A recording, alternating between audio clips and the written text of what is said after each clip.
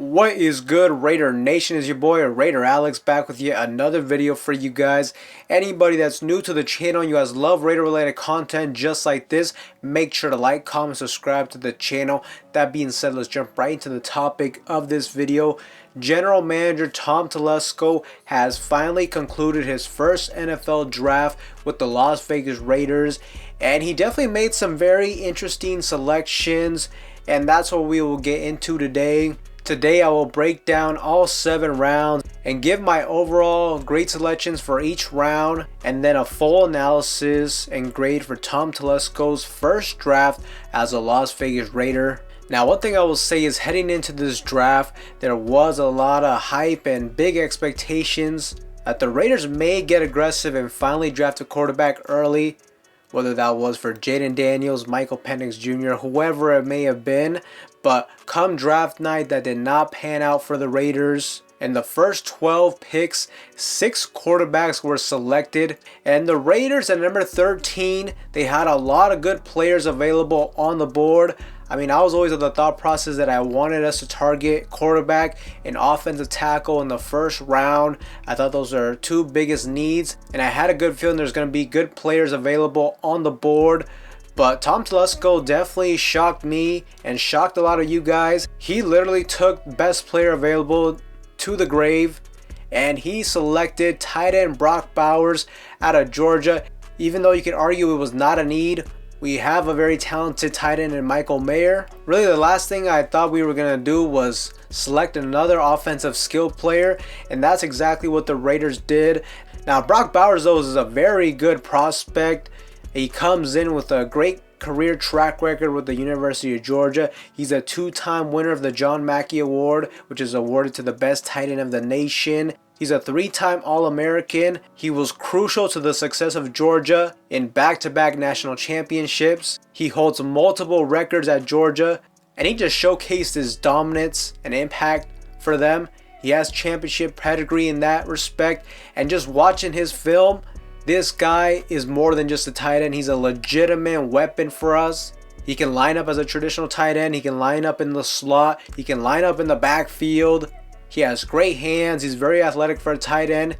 He got much better when it comes to run blocking. So he's just a super versatile player. He was the best player in his position, and he was a lock to be a first-round talent. So I can't really knock it. He is a very good player. He will help us, but I will say I'd still prefer that we either drafted a quarterback or an offensive tackle. I was hoping this was going to be the year where we secured our potential franchise quarterback of the future, but Brock Bowers is still a phenomenal talent, and he has a chance to be a generational talent. So as I said, you can't knock Tom Telesco for it. I just personally would have preferred something else, and for that reason, I'm going to give this grade an A. I would have given it an A+ if we got a quarterback or a tackle. But that's my thought process on the first round. Now in the second round, the Raiders selected center out of Oregon, Jackson Powers Johnson. And this is another player where you can definitely argue if he went best player available. This is a perfect situation. And what I like about it too is he also fills a position of need for us. We also need a guard. Now he played center at Oregon. I believe he's going to play right guard for his rookie season. We may move him to the center position down the road, and of course if Andre James ever gets injured or whatever, then he can step in. But when it comes to Jackson Powers Johnson, this was a guy that was projected by most to be a first-round talent. Most draft experts and analysts ranked him as a first-round talent and was ranked as the best center in this year's draft. So another pick where you can't really go wrong with it. The value is there. It fills a position you need as well. And he's just such a physical, violent offensive lineman. I love the attitude he brings. What also is nice is that he grew up a Raiders fan, so that's always a plus. But when it comes to the second round, the 44th overall pick, I gotta give this an A+ to Tom Telesco. He hit it out of the park. I think Jackson Powers Johnson will be a huge part of this offensive line for years to come. Now in the third round, this is the point where Tom Telesco threw a curveball at us. Is another surprising pick. The Raiders selected offensive tackle Delmar Glaze out of Maryland. Initially, I didn't really know much about this guy. I've been watching a little bit of tape on him, and the tape that I have watched, he has some good, he has some bad as well. The The game I was watching versus Penn State, he played at left tackle. He seemed to struggle against speed rushers, and I just felt like he was getting beat a little bit too much. Now, he is a guy that's played left tackle and right tackle. I'm trying to see if I can find some tape of him playing right tackle, because I feel like that's our biggest need, is we need a right tackle. You know, I'm not the biggest fan of switching a guy that's primarily played left tackle to right tackle. That transition isn't always easy, and a lot of players struggle with it. And when it comes to value, I mean, a lot of people had him projected as like a 5th round prospect, so I can't really give a whole lot of praise in that sense. I'll have to do a little bit more homework, see how well he played at right tackle, and ultimately I hope he could fill in as the starting right tackle for us, but I have a feeling he's going to struggle early on. He seems a little bit like a developmental type of tackle at this point. So with the 3rd round, I gotta give Tom Telesco a C+ at the moment. I haven't seen enough for me to be ecstatic about this pick, and like I said, it was the first curveball of the draft. And now we're going to jump into his day 3 selections. Now, day 3 was going to be interesting to me because with the Chargers, he's had a track record of not always selecting the best in these later rounds, not getting great depth for the Chargers. And that's typically where you do it in the later rounds. But to start it off in the 4th round, he started off very strong. With the 112th overall pick, the Raiders selected cornerback Decamerion Richardson out of Mississippi State. And when you look at this guy, he's got great physical traits. He's 6'2", and he ran a 4.3 40-yard dash. That is not very normal to see. If you're a fan of these bigger, taller type of cornerbacks, then you should be very excited about this pickup. He's got long arms as well. He does pretty well on press man-to-man, jamming people at the line of scrimmage. He doesn't have great lateral movement, but I see him being a guy where you're just going to leave him on the outside. I don't see him being a corner that's going to follow receivers or be a slot cornerback or anything like that. And in 2022 and 2023, he led the entire SEC with tackles. So this is a guy that is comfortable coming down and making the tackle in the pass game and in the run support. So with the 4th round, I thought we got a really solid cornerback. He has great traits. My only knock is I would have liked to see more interceptions. Well, actually just at least 1 interception. He did not have any interceptions in his 3 years, even though he didn't play a whole lot early on, but still. It would be nice to see at least 1 or 2 turnovers. Now, he was able to get involved. He had 7 pass deflections in 2023. But overall, for the 4th round, I thought you got a really good cornerback. He has the potential to be a starter for us. He has great physical traits. I mean, you cannot go wrong with this draft pick as well. If I had to give a grade for this, I'm giving it a B+, a very solid overall pick. Now with the 5th round, Tom Telesco continued to address the defense, and in the 5th round, he selected linebacker Tommy Eichenberg out of The Ohio State University. And Tommy Eichenberg, I mean, he's a guy that's a very physical linebacker. He's more of a traditional, old school type of linebacker in that sense. He's dominant when it comes to run stuffing, to coming downhill and making stops. He's a great tackler. He gives you great physical presence in that sense. And he's definitely a guy that can help set the tone for this linebacker core. Linebacker was a position of need for us. It wasn't as high up as other needs. We just primarily need depth at this position. And I think Tommy Eichenberg, the biggest issue I have with him is he's pretty slow, especially when it comes to his lateral movement. So I definitely have concerns on how well he will be in coverage. I mean, maybe he can develop that as he grows into his career. But for right now, I see Tommy Eichenberg being a 1 or 2 down linebacker. He should be able to get active in special teams though. And there was another linebacker in Jeremiah Trotter Jr. who was available. I would have preferred to take him over Tommy Eichenberg, to be honest with you. But we are getting later into the draft. It is the 5th round. I don't expect you to get a linebacker that's great in the run game and can cover, because that just never happens. Those guys are going to go off the board very early. But this pick definitely wasn't my favorite. If I had to give it a grade, I'm going to give it a B-. Now, into the 6th round, the Raiders went on the offensive side of the football. We went running back Dylan Laube out of New Hampshire. Now, this guy really reminds me like of a Danny Woodhead type of running back.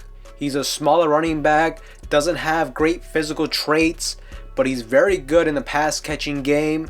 He can also be a punt returner for us as well. He had 2 return touchdowns in 2023.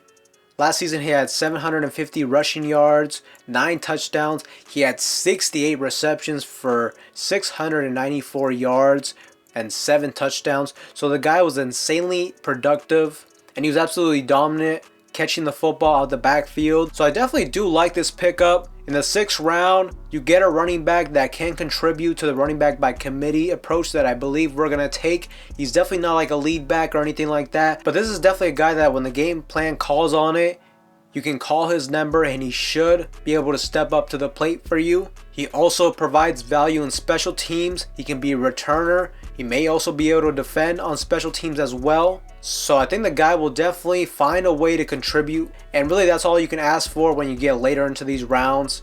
So overall, I like this pick. If I had to give it a grade, I'm going to give it a B+. Now, in the 7th round with the 223rd overall pick, the Las Vegas Raiders selected Trey Taylor, safety out of Air Force. Now, this guy was one of my sleepers in the draft. Most people had him projected to be a 6th, 7th round draft pick, and he was available for us, and we ended up taking him. And I just really like the selection. I mean, Trey Taylor coming out of Air Force, he's a great young man. He's going to be a great leader for us. He's a good, smart football player. He has high IQ playing the safety position. He was absolutely dominant for Air Force when it comes to in run support, coming up and making tackles. When you play for a team like Air Force, they're going to run the ball a vast majority of the time. And he was dominant in that sense. He was very physical, so he should very well contribute in that sense. I also see him being an impact in special teams. And the one thing that is very intriguing about this guy as well is he doesn't have a whole lot of tape in coverage, because at Air Force they ran the ball a vast majority of the time, but in the limited snaps that he had in pass coverage, he was super productive. He had great tape, and in 2023 he had 3 interceptions and 4 pass deflections. So as I said, in the limited amount of snaps, he showed a lot of good tape. I think in the 7th round, you're going to get a guy that's going to contribute for sure on special teams, but could have the chance to make an impact, fight his way up the depth chart. And you never know, down the road, he could be a starter for us. So in the 7th round, I think he's a sleeper. And with this pick, I got to give it an A+. I think it was a really good selection by Tom Telesco here. Now with the last pick, 229, the Las Vegas Raiders selected MJ Devonshire, cornerback out of Pittsburgh. He was a 2nd team All-ACC. He has 3 career pick sixes. He plays well in press man-to-man coverage. And in 3 years, he had 8 interceptions. So this is another cornerback on day 3 that gives you a lot of value. You could argue he's a sleeper as well. If I had to give him a knock, I think he has to be a little bit more physical and consistent in run support. But the one thing this guy has shown is that he has good ball skills. He contests his passes well in the air. He has good eyes and instincts to take him to the football. And he just has a knack for making big plays, as we can see, having 3 career pick sixes. And this is definitely like the profile of cornerback I was hoping we targeted. Because the one thing I like about this pick, and with a player like this, is that I truly believe our defensive line is going to continue to cook, especially with the addition of Christian Wilkins. I think we're going to get after the quarterback, create some serious havoc. And if you have a dominant defensive line like this type of cornerback will absolutely thrive. You give him the opportunity to jump routes and be more aggressive, as he knows the quarterback isn't going to have all day to throw. And that's where the Raiders defense can get turnovers. Now I have to fully watch the film on him to get a little better grasp on how much I like him overall as a player, but from what I have seen, I like his play style. And in the 7th round, I think it's definitely worth the gamble. He should give you good value as well. So with this pick, I overall got to give it like a B. So those are my grades on all 7 rounds. Now we're going to get to the final verdict. How well do I think Tom Telesco did, and overall, what grade would I give him? Now, Tom Telesco, the thing I liked is he did not reach in the early rounds. He took quality players. He took players that are going to make an immediate impact year 1 and very likely will make a big impact for us for years to come.